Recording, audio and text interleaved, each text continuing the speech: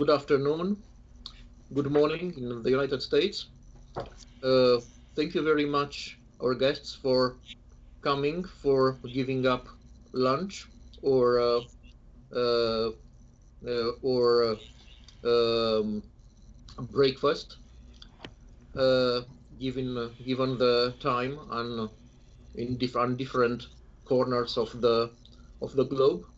Um, Many thanks, many and warm and respectful thanks as usual for Rick for hosting us as usual every Saturday uh, at this time and for his unusual interest for poetry and for the Romanian poetry in particular.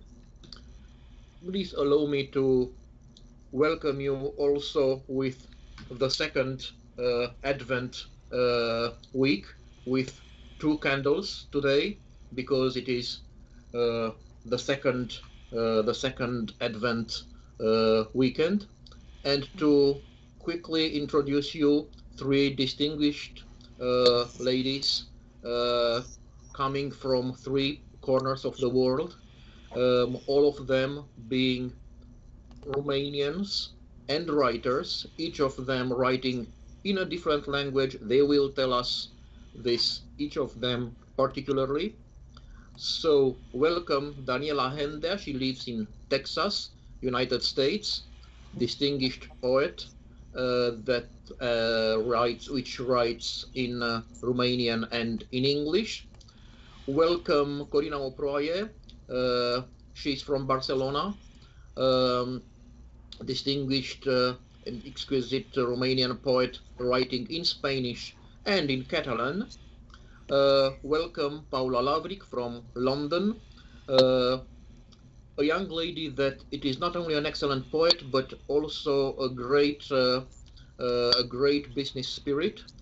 She managed to connect the spirit of business with the spirit of poetry, something I very much admire, and I have to admit a little bit envy. She's in London, and as far as I understood, she writes in English, uh, and something all of us have in common. It's that no matter the language we write in, we don't translate ourselves. We leave always someone else to do it because translator should be more objective and have a cooler brain and a most balanced brain than we are as authors. And as I allowed myself to kindly invite and kindly ask Rick whether he would admit, he would accept to be one of the authors today, because today's common today's common feature of the ones being here, they belong to the diaspora. They are, in this case, Romanians, but they live all over the world, and they will say something about their experience about it. Rick Spisak himself, as a professor, as a radio producer, as a poet, as a cultural manager, as a cultural director and moderator, as a poet, is the carrier of the Central European spirit, the Moravian and Slovak spirit in the United States. Very interesting, even if actually he's, as far as I know, please correct me if I'm wrong, Rick, the second generation living in the United States. You are born there. That's correct. Nevertheless, the Central European spirit is very much present in your behavior, in your poetry. So, Rick, please kindly agree to be today also one of the guests as a Moravian Slovak poet born in America, but nevertheless with a very warm and romantic Moravian soul. I And would accept your very generous offer to read with these fine, fine poets whose thank you work very much, Rick. I look forward to hearing. We are honored to be in your company, and with your if you allow me, last as the last on the list, I would connect myself to this constellation, because even if formally I don't belong anymore to the Romanian diaspora, as I live 50% in Bucharest and 50% in Prague or Ostrava, so I'm only half diasporian. Nevertheless, I write in a foreign language, I write in Prague, and the diaspora spirit is not foreign to me either. So actually, we are today, I dare to say, 5 authors, all of them having a common feature, belonging in a certain way to the diaspora, to a certain kind of diaspora. I suggest, if Rick agrees, that our distinguished lady poets would say something about themselves as poets and as members of the Romanian diaspora. Who would like to start? Whoever. Not everybody, please. Whoever you want, you can say. Okay, so let's make alphabetic order is always the most objective, and according to the alphabetic order, just a moment, Daniela, Paula, Corina. I think it's okay.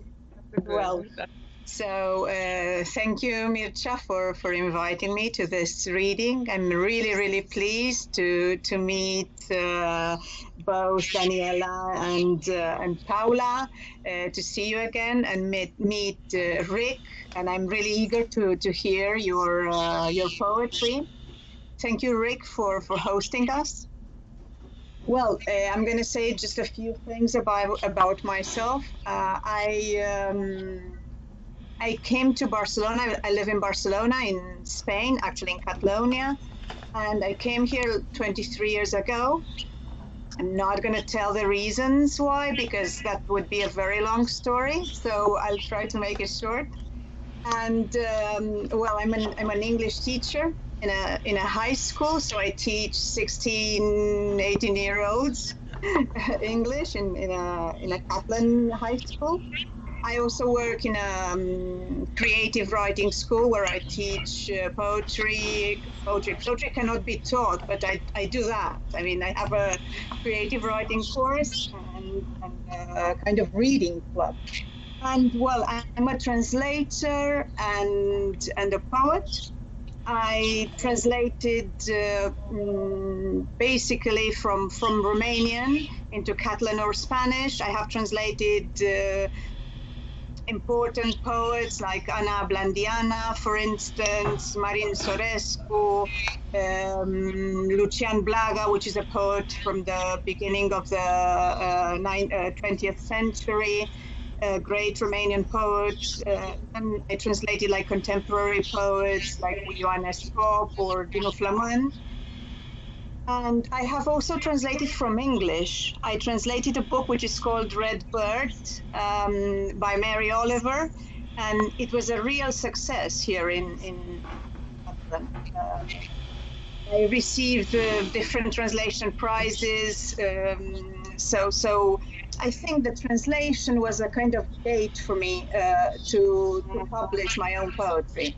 I started writing poetry obviously in Romania when I was a teenager. That was really many years ago. And I started publishing in Transylvania, in Puna, other literary reviews. But the first book that I published here in Barcelona, in Spain, was a book called 1001 Deaths. Miliuna Muertes, which is a book which I wrote after my mother's death. It was my debut, let's say, and this book was obviously published in Romanian 2 years later, in 2018. I have to disagree with Mircea. I have to say that I do translate my own poetry into Romanian, but I write in Spanish and I write in Catalan, and then I do my own versions in Romanian. Then I published another book which is called Intermittencies 2 years later in 2018. in 2019, I published a book which is called Early Eternity. This was published in Colombia, in Bogota. And the fourth book, I have just published it. It's called The Hand That Trembles, and is a book which I wrote in Catalan, and which is it's a book that speaks about this very fact that we are talking about of writing in another language which is not your own. It's a quote by Dante, the Hand That Trembles, and I would have really loved to be able to read from this book today, but the only book I have translated into English is the first book, which is 1001 Deaths, and I made the translation. Actually, the translation was made by like a rough version by myself, and then it was in collaboration with an American, very well-known American poet, Bruce Weigel. He is a war veteran and a really fine poet, and that's the version. That's what I'm going to read today, actually, because it's the only thing I have in English. From the other books, I have no other translations into English. I have in Romanian or in French or even in Swedish. An anthology of my poetry was translated into Swedish, and it was published this year. Different other poems were translated in French, Italian, Bengali, and Mircea has translated some of my poems, I think. Yes, I'm right. I was thinking now if it wasn't another person, but it was Mircea who translated into Czech some of my poetry. And well, I'm going to read from my first book, from 1001 Deaths. It's as the title says or indicates, it's a sad book. So I don't want to make anyone sad today, but it's the only option I have because it's the only book translated. So I'll start and I'll try to read. I'll read the poems in English, and then I'm going to read them in the original, some of them, and in Romanian. Like one or two, yes? Absolutely. So I start with a poem which is called Anastasis, and I'll read it first in Spanish. Murió de noche, la lloré 3 días, y luego me senté paciente a su lado, esperando que resucitase. Me habían explicado que alguien de entre nosotros, que era santo, había resucitado al 3er día y había subido al cielo. Ella también era santa, pensé, y mientras esperaba, tenía el corazón encogido, por si en vez de quedarse, subiría al cielo, ella también. Anastasis. She died at night. I mourned her 3 days. Then I lay beside her patiently, waiting for her to resurrect. I was told that someone among us, who was a saint, rose from the dead on the 3rd day and then ascended into heaven. She was a saint too, I thought. And while I was waiting, I had a heavy heart, and I feared that instead of staying, she too would ascend into heaven. Beautiful. Thank you. Then I'll read another poem. Maybe Mircea, when I'm like 10 minutes already, you can just tell me to stop. The poem is called Blue Monday. The title is in English, and I'll read it in Romanian first, and then in English.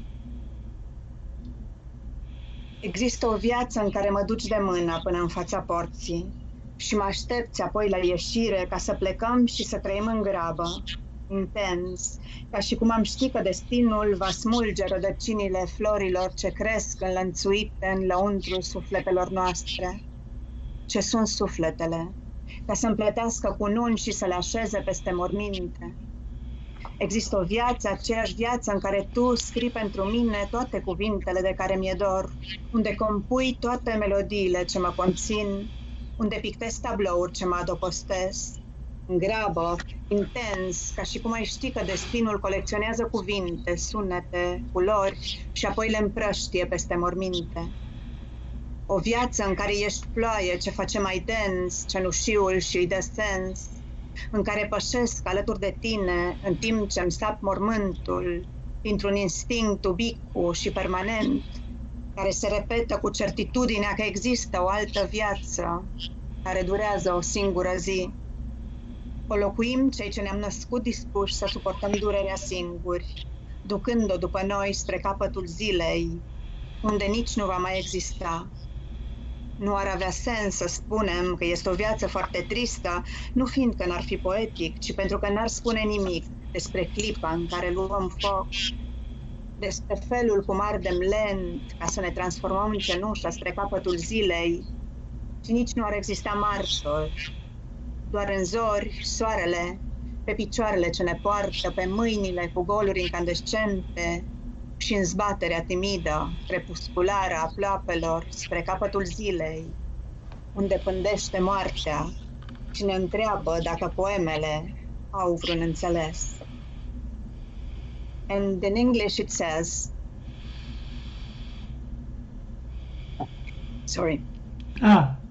Blue Monday. There is a life in which you take me by the hand up to the front door, and you wait for me to come out, to go and live hastily, intensely, as if we knew that destiny will rip off the roots of the flowers that grow entwined inside our souls. What are the souls? To weave wreaths and lay them on tombs. There is a life, the same life, in which you write for me all the words that I miss, in which you compose all the songs that contain me, in which you paint all the paintings that shelter me, hastily, intensely, as if you knew that destiny collects words, sounds, colors, and then it scatters them on tombs.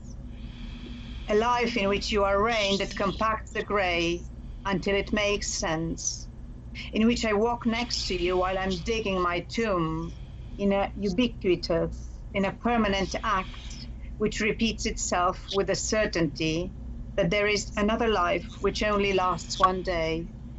We live it, those of us who were born ready to bear the pain, alone, dragging it behind us until the end of the day, where it ceases.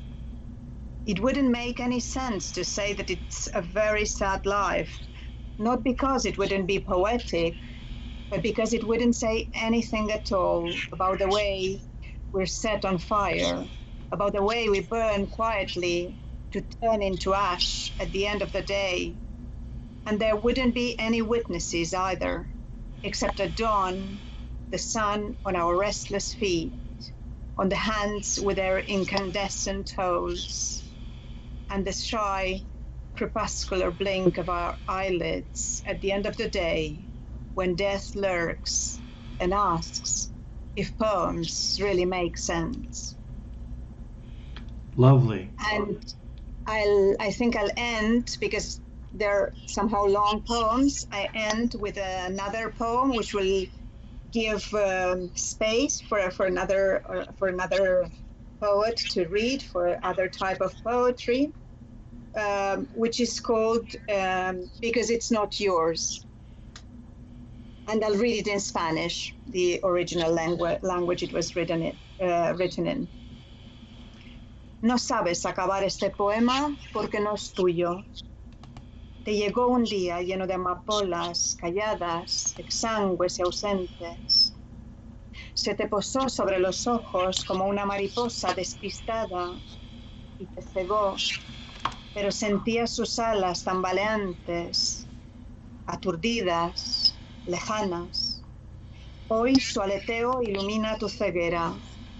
Te habla en una lengua extraña, hecha de un silencio infinito, como un campo de trigo verde dormido bajo el sol.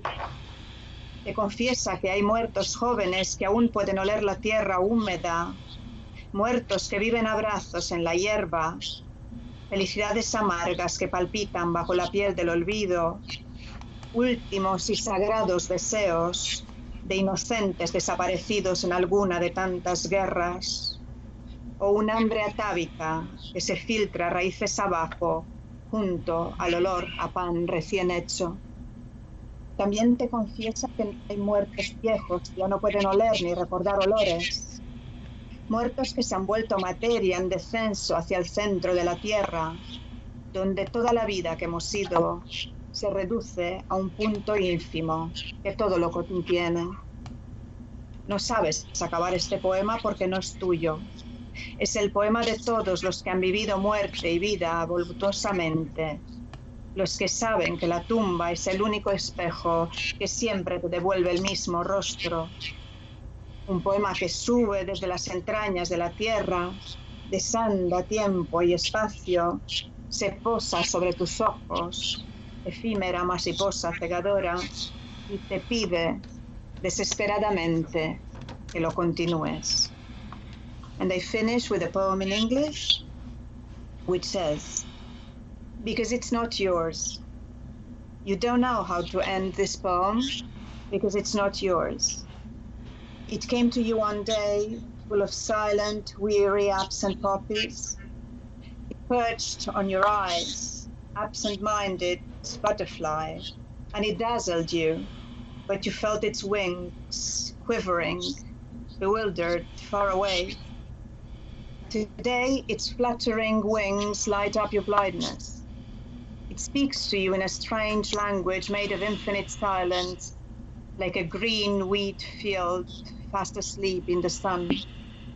It confesses there are young dead who can still smell the humid earth, dead who feel the touch of an embrace in the grass, bittersweet happiness that throbs beneath the skin of oblivion, the last and sacred desires of innocence, lost in one of many wars, or an atavistic hunger that seeps down into roots, together with the smell of freshly made bread.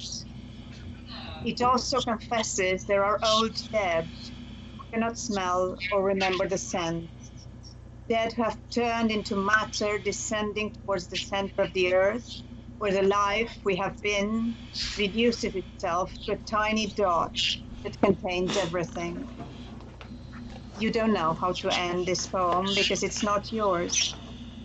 It is the poem of all those who live life and death voluptuously, of those who know that the tomb is the only mirror that always gives back the same face.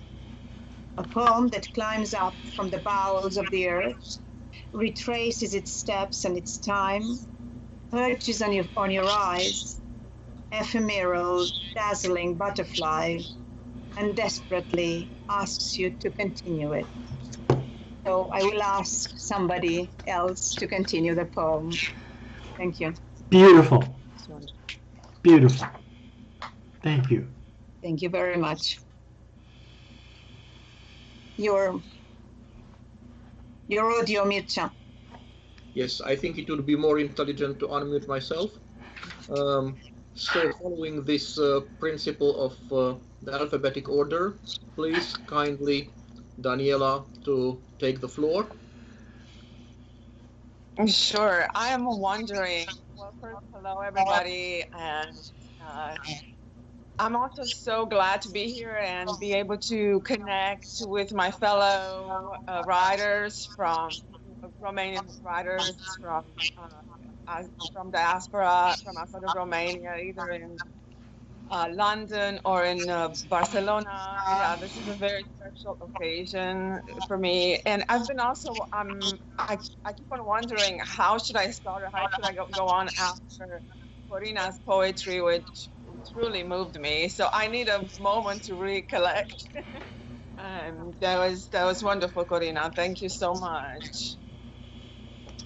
Yes, so I'm connecting from Texas, United States, where I've lived on and off for the last 13 years.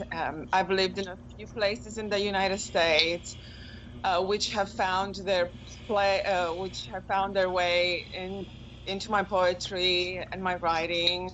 I lived in Kansas, I lived in Oregon, I lived in Texas, and I'm glad to have had this almost universal American experience in a way, as much as that was possible.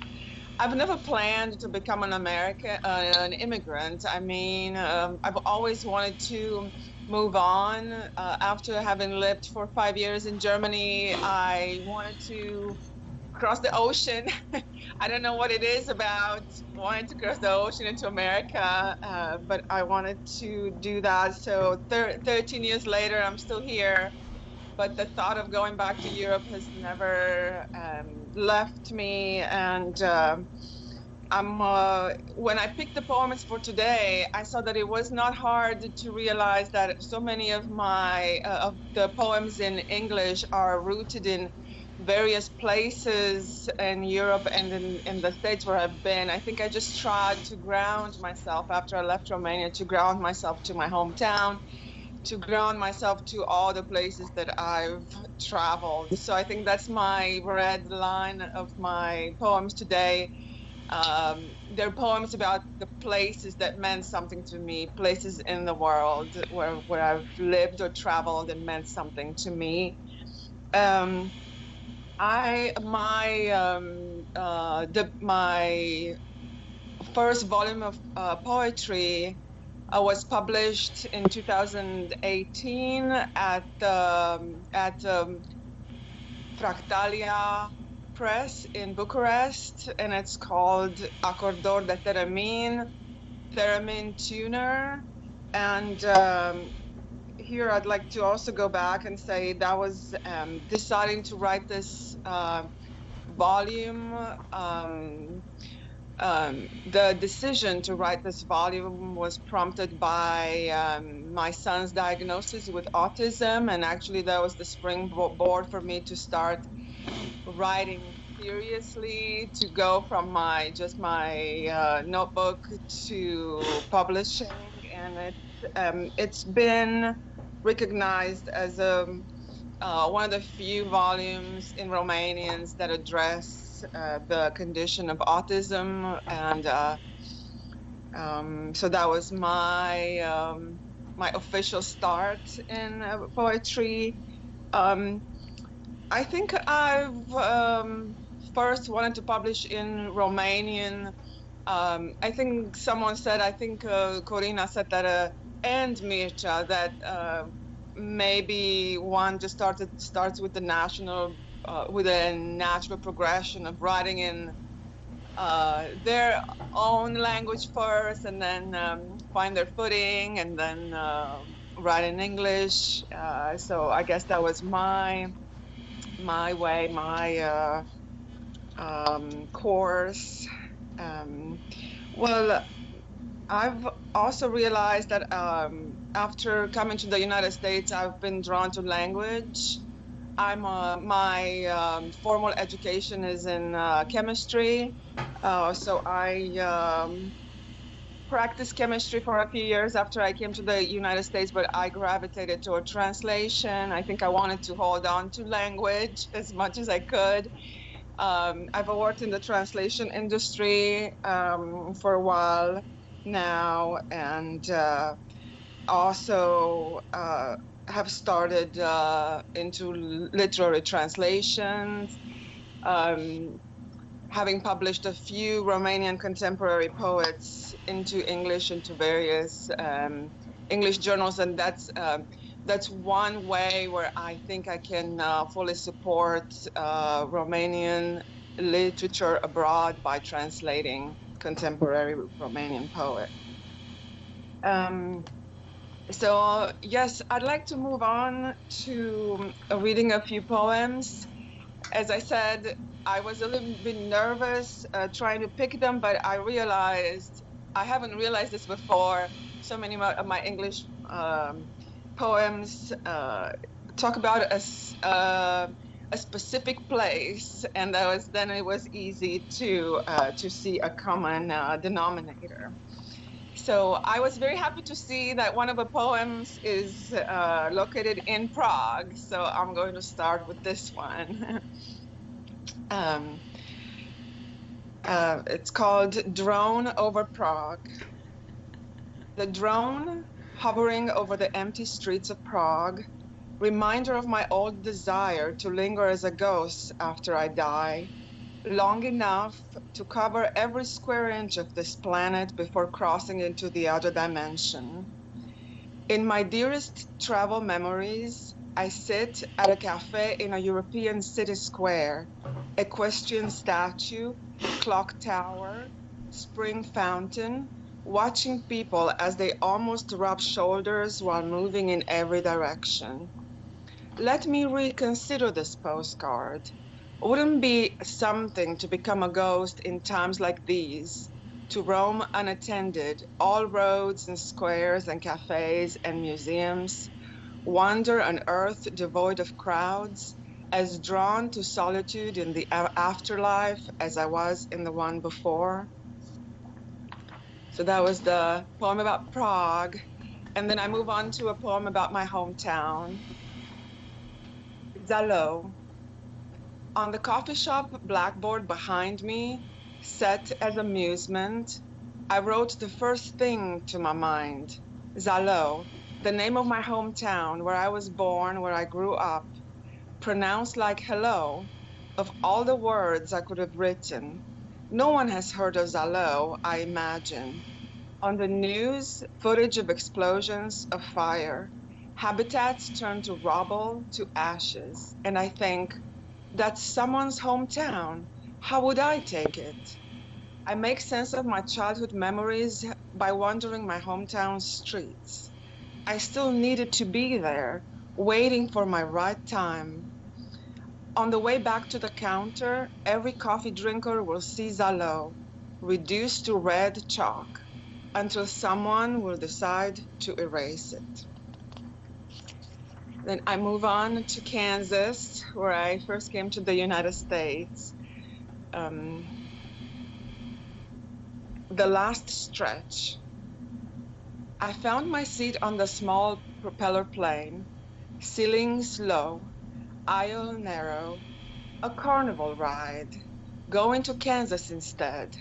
I bet a lot happens in Kansas, a colleague's sarcasm, when I announced going to America. Where in America?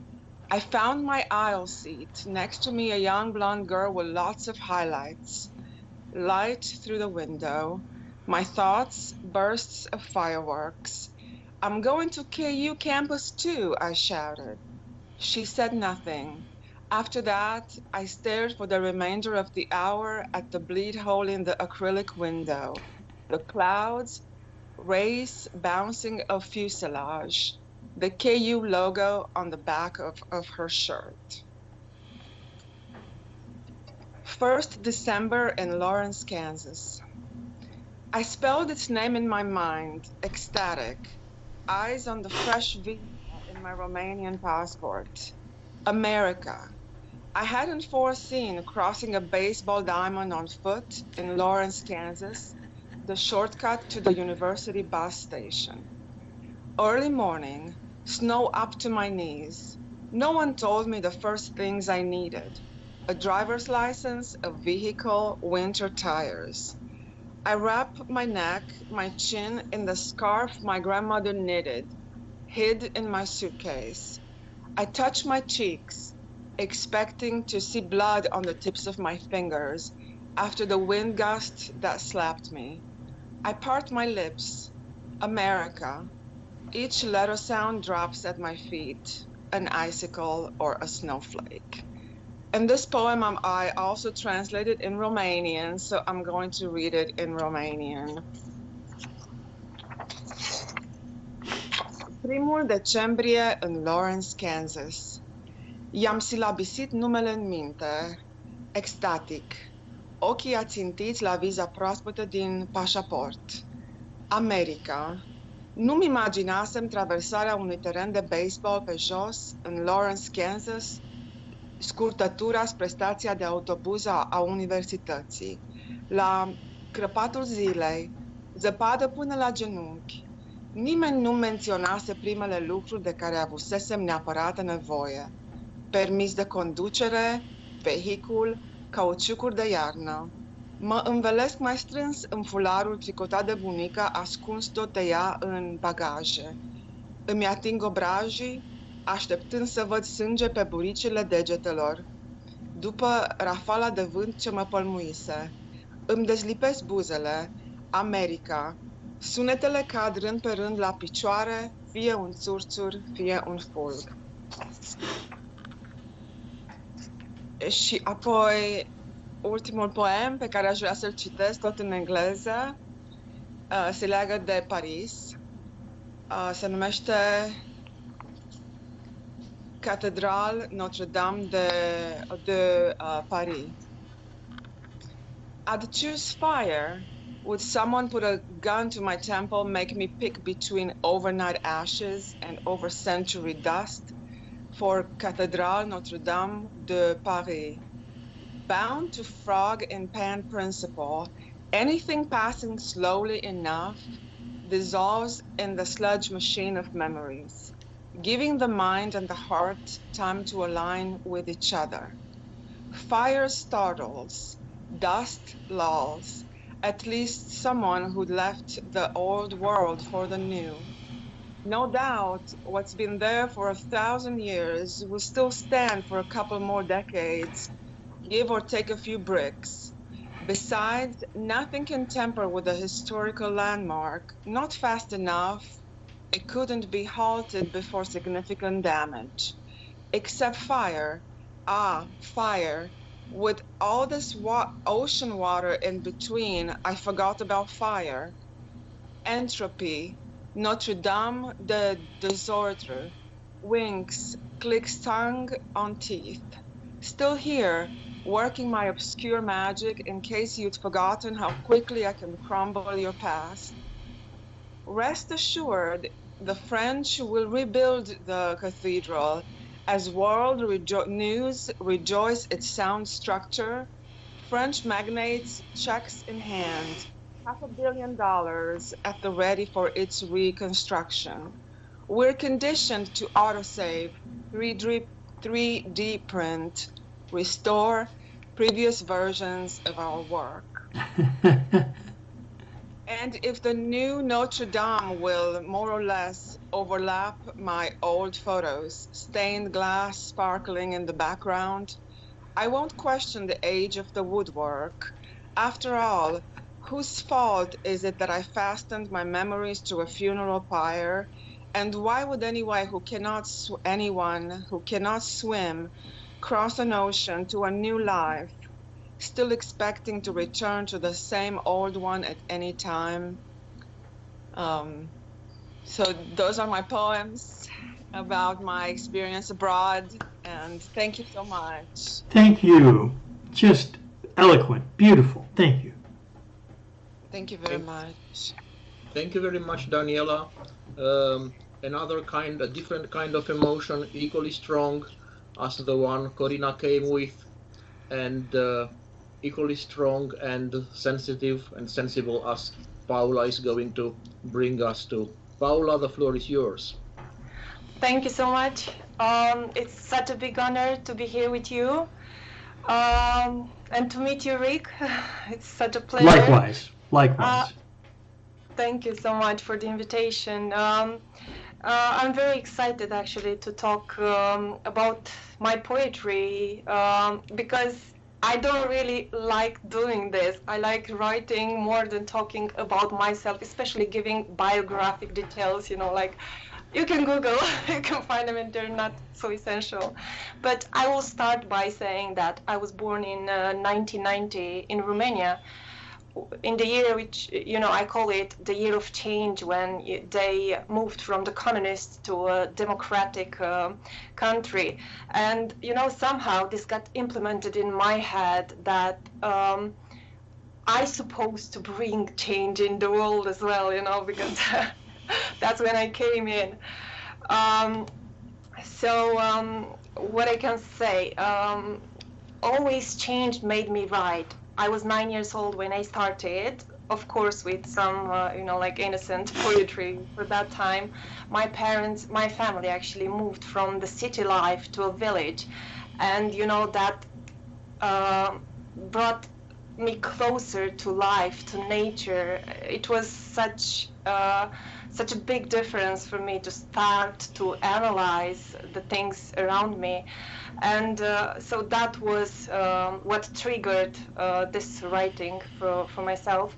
And also, it was 6 years ago when I moved here in London, when again, after a short break, I started to write poetry again. I call that a break because it was a time in my life when I played a bit with prose, and I wrote and published a novel. And since I moved here, you know, I came back to my first love, which was poetry. And again, you know, it was this change in environments that brought me back there. So I will give some details about my debut in poetry when I came out with my first poetry collection. That was happening in 2010, and the book was called Momente Sacre. In translation would be Sacred Moments. And then I had my debut in novel in 2014, Disputa din Micul Paris, with Herg Bennett, publisher. In translation would be The Dispute in Little Paris, because, you know, Bucharest is called the Little Paris. But I will not talk about the novel because we are talking poetry today. And now I have an upcoming book, poetry again. It's supposed to be released in March this year, but, you know, I keep moving it forward, so it's like on hold.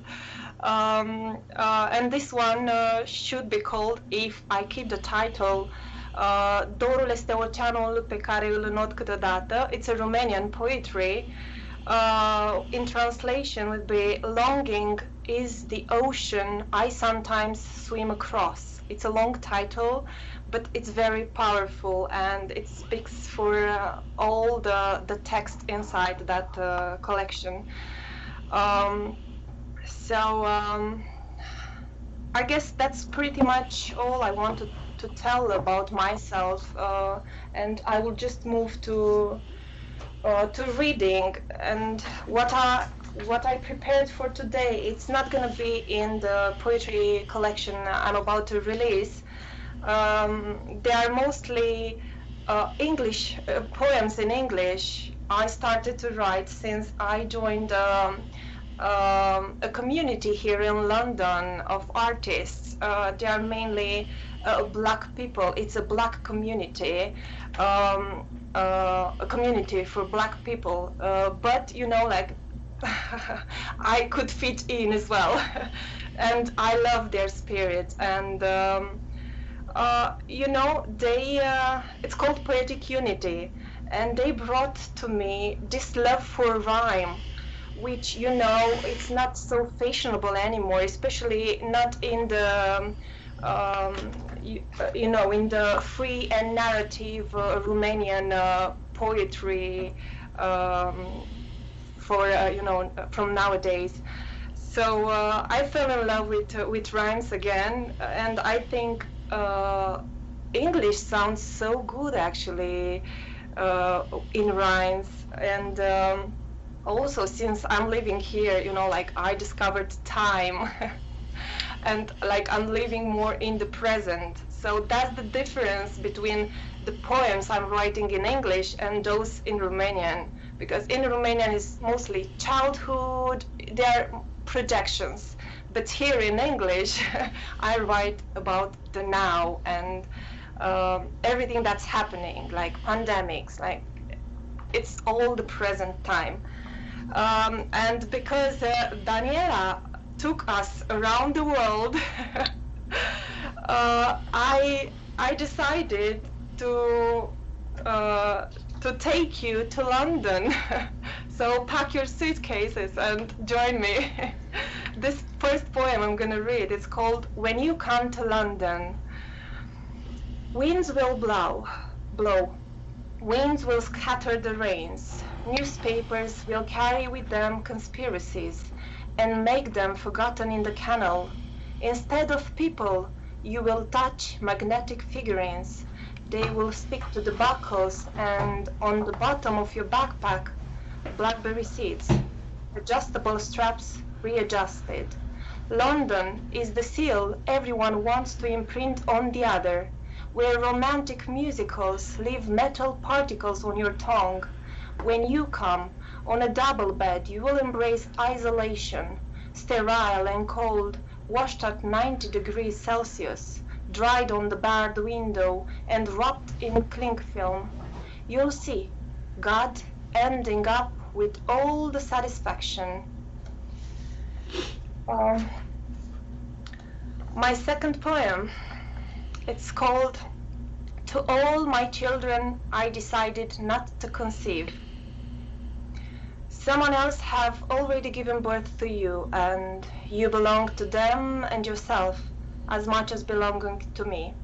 You are my child, and I am your child, possessions of a reoccurring infinity, and there is a day when our paths will cross, as travelers on the same journey, or best friends. One day we will date, spend the night together, and while you sleep, I will live, a book on your nightstand. In my book, I write for the lonely. In my melancholy will find place all the birds who lost their nests. I have to overfunction and overflow, grace and compassion, food and water to give to this world happy, autonomous children. For trying to relieve emotional hunger with food is like draining bottles of ink when you are thirsty. All these destructive compensatory behaviors, my hunger feeds with itself and my thirst is relieving with thirst. For my authentic love is always within, and this permanence gives a true sense of myself. And this is both your parent and your child, unique and equal, trying to convince you of our greatness and the greatness of our decisions. We will not be judged or forgotten, nor for the things we haven't done yet, nor we will be approved for all the things we have done. It doesn't have to be you showing the flaws in your mothers and fathers or demolishing the weak bridges between them.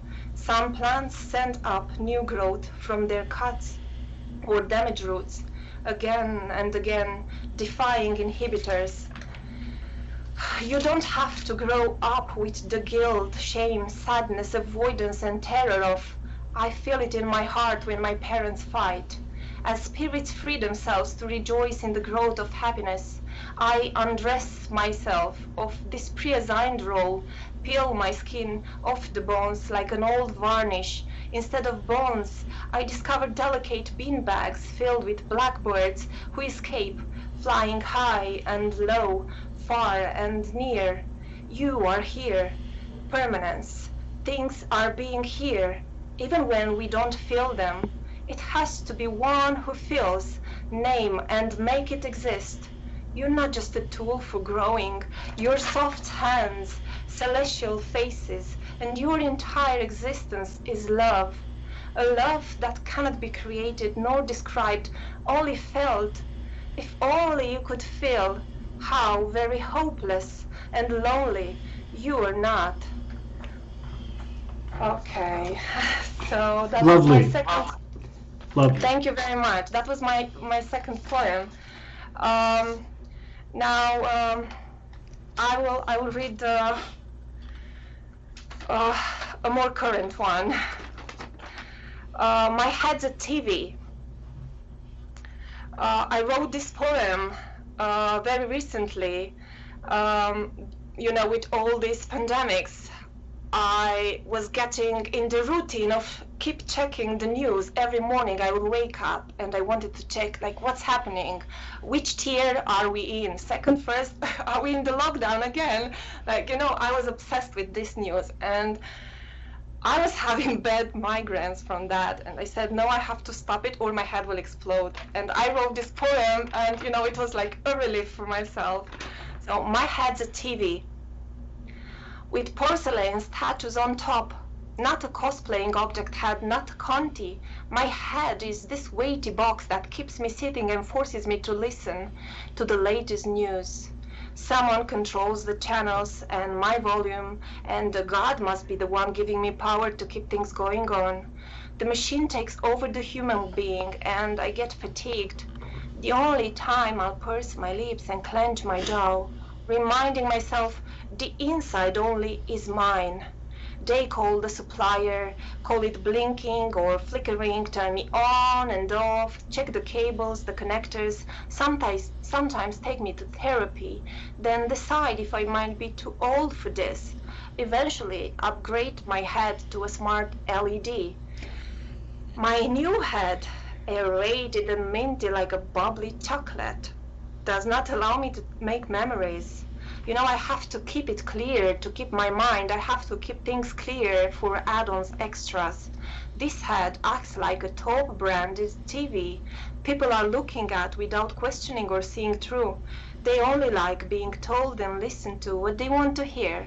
That's when I close my eyes and my head becomes a radio. Okay. That's a great answer.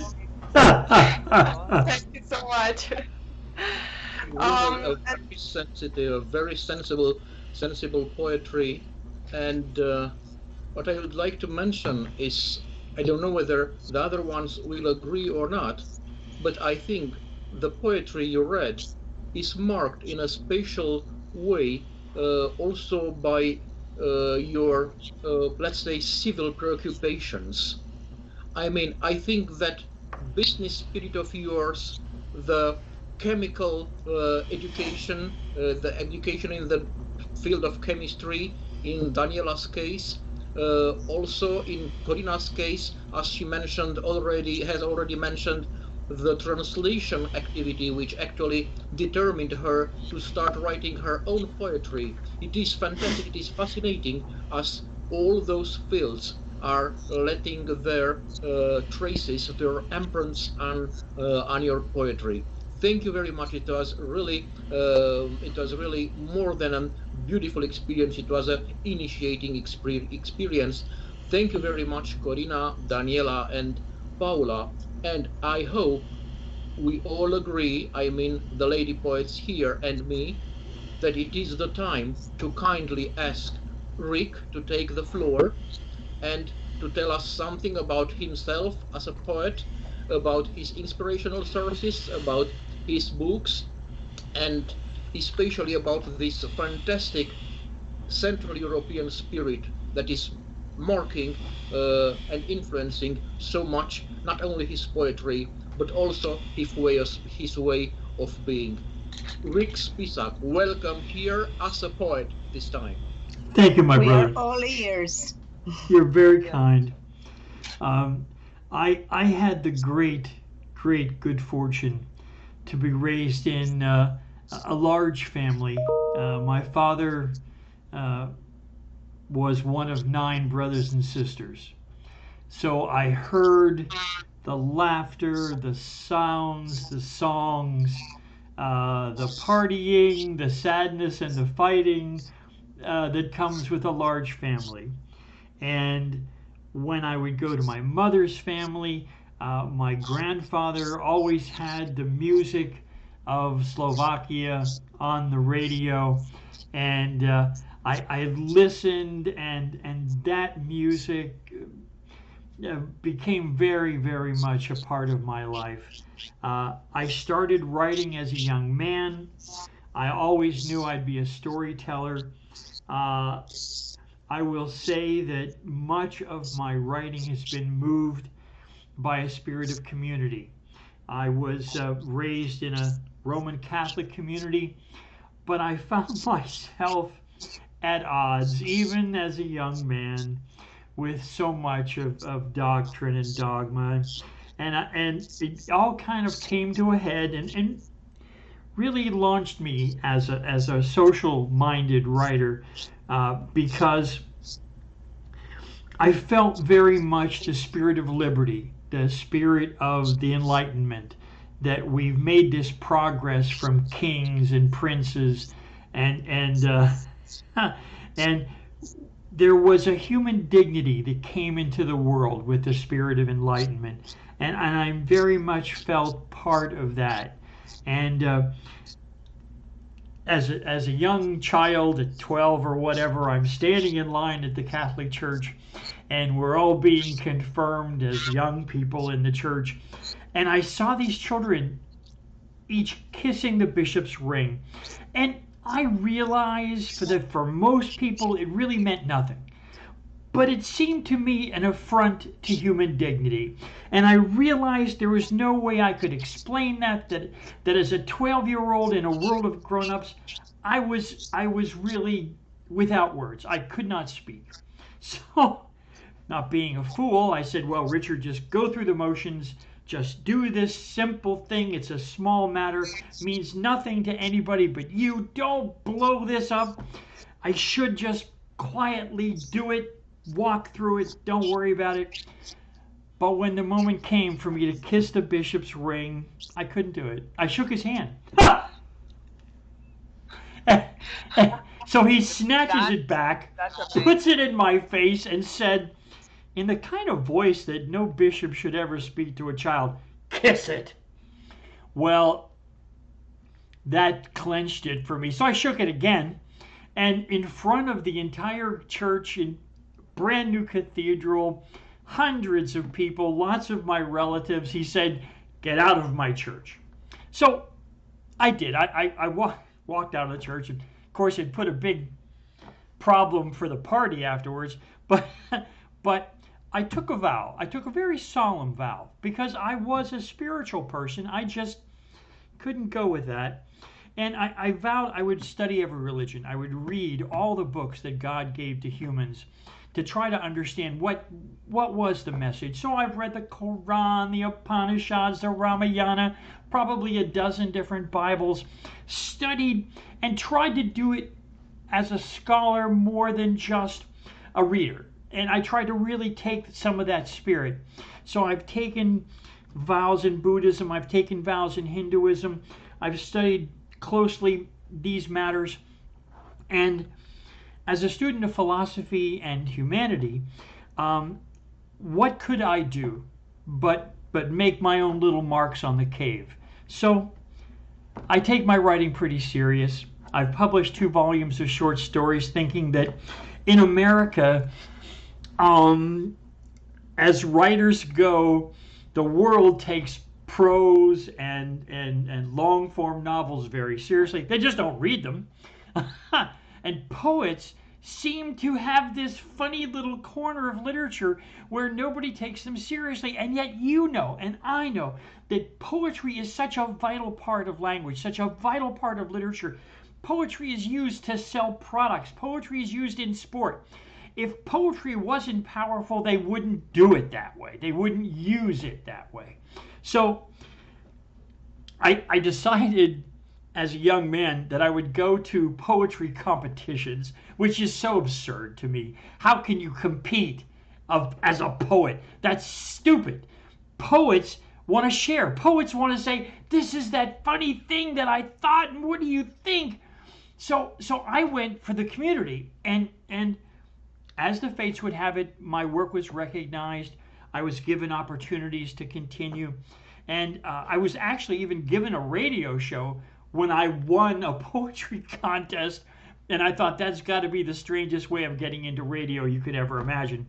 So as a storyteller, I've worked in radio and television.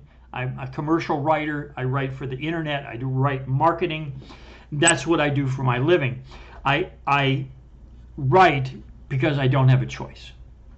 I write because I can't live my life any other way.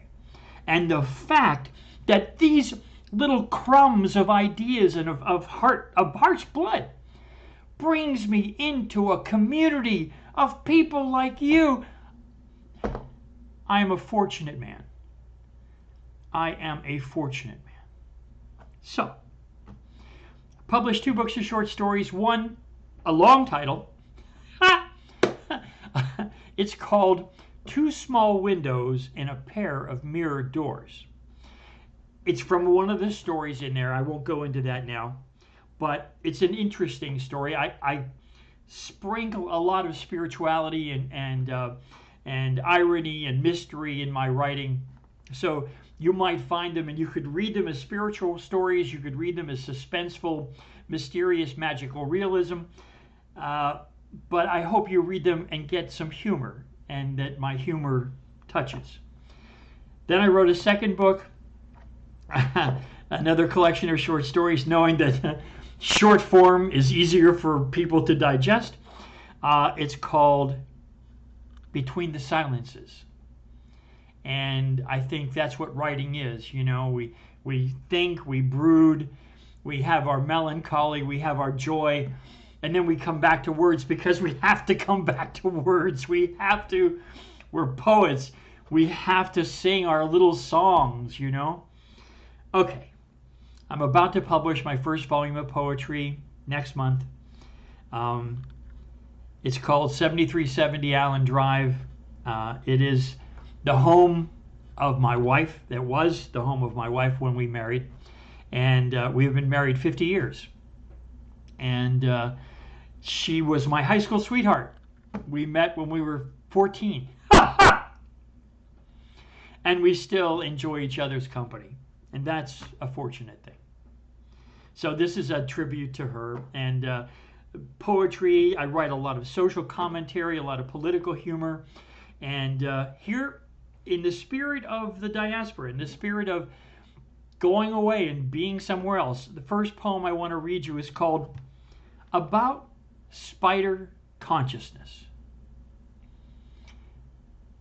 I wanted to imagine what it must be like to be a spider, to look out through 8 eyes at the world. So I wrote this.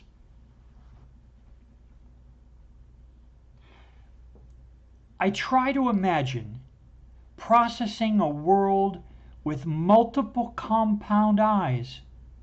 A dozen dancing darlings dodge, catch caught, the latching, laughing leap.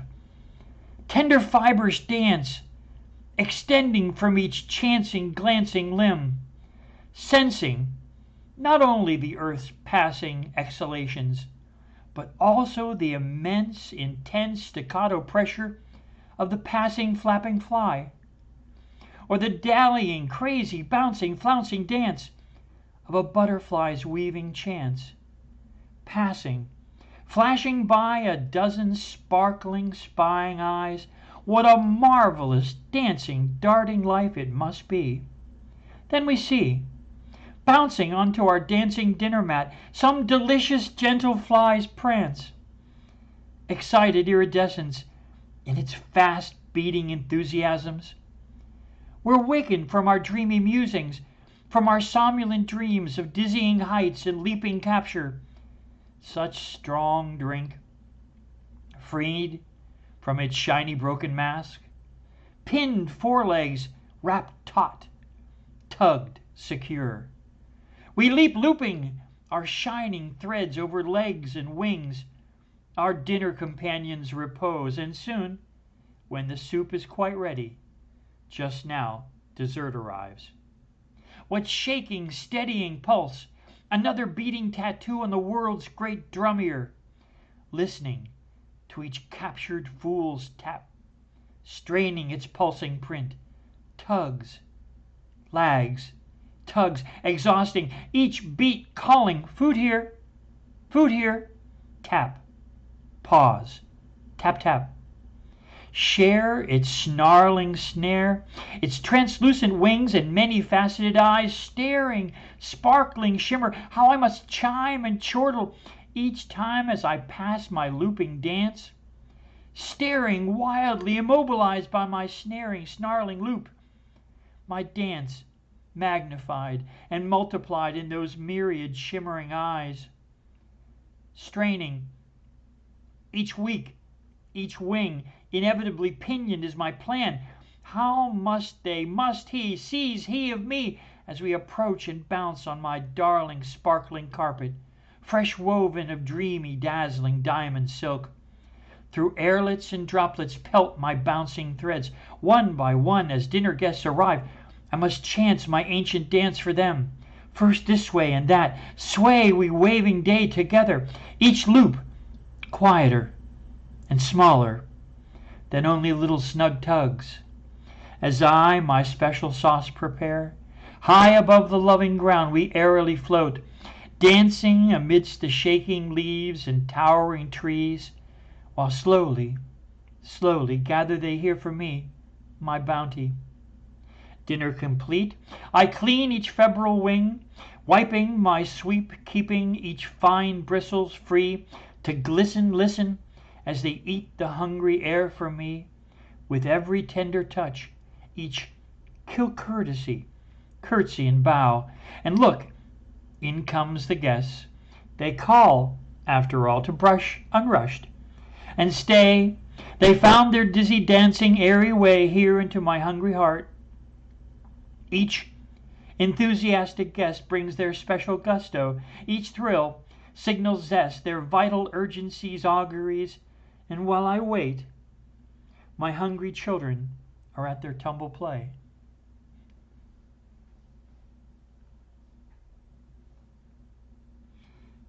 Thank you. Well, all in all, it is only one thing I can say. It is just Rick Spisak, poet. Thank you very much, Rick. Thank you so much. Besides the wonderful poem, also the story is completely in your style. And I hope, of course, I can't predict, but I hope that once what you told us today will become a short story. Because that item, that subject about that bishop which told you, kiss it, it has such a potential, and I would say also a kind of poetic potential, not only a prosaic one. So, ladies and gentlemen, actually ladies, Rick Spisak, Slovak Moravian poet living in America, a really unique personality in today's world of poetry. So I think it was quite a rich edition, quite a rich recording. If you allow me, before saying goodbye for today, I would read a poem I wrote yesterday, and which has to do with purple hearts. I mean, in chats, people send usually red hearts. I got 2 days ago or 3 days ago, I got a purple, actually a violaceous heart. And this impressed me so much that I promised the respective person to write a poem about violaceous hearts. And I put it on the Facebook. It's not too popular, I have to admit. Nevertheless, the destinatory told me it is so beautiful that since now I'm going to send you only violaceous hearts. So the matter is here. I leave this at your judgment, and I won't make it larger, because after all your wonderful poetry, I guess it is just around. It is a beautiful edition, and I will kindly ask you to allow me to read only this newest poem of mine. Please, sir. Please. Thank you very much. It's going to be in English translation, and in Romanian translation. It is quite a long one, so I will give up the Czech original. So, Rick, I think it is only you and me which would understand it.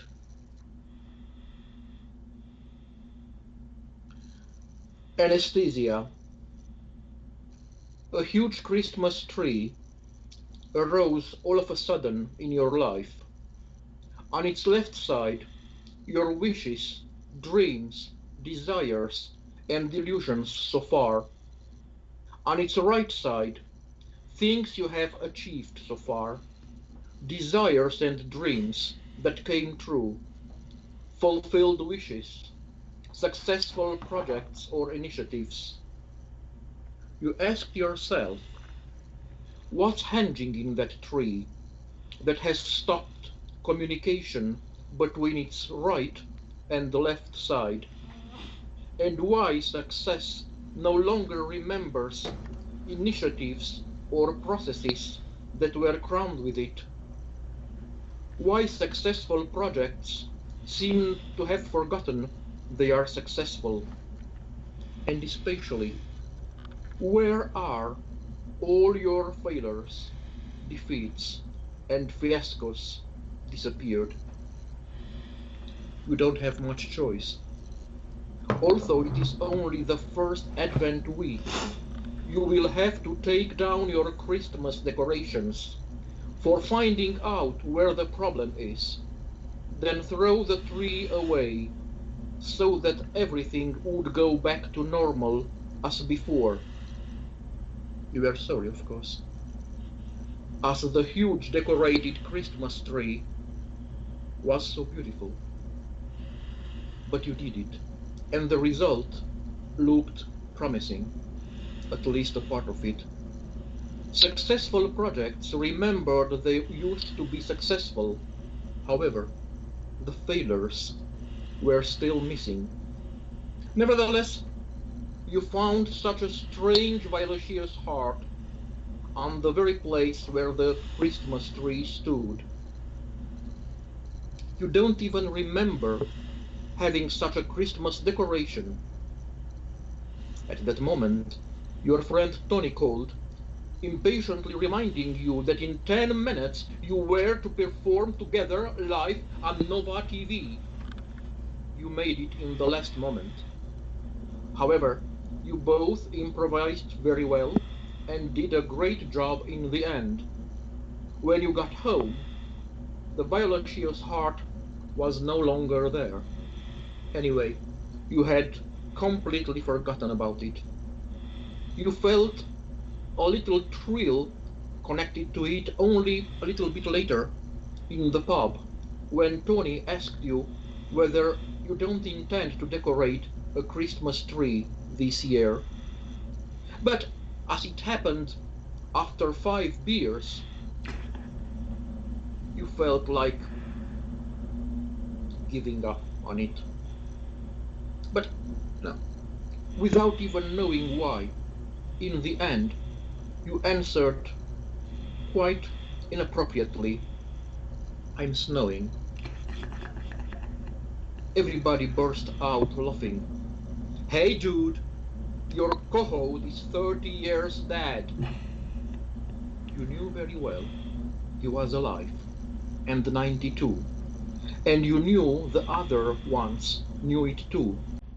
You also understood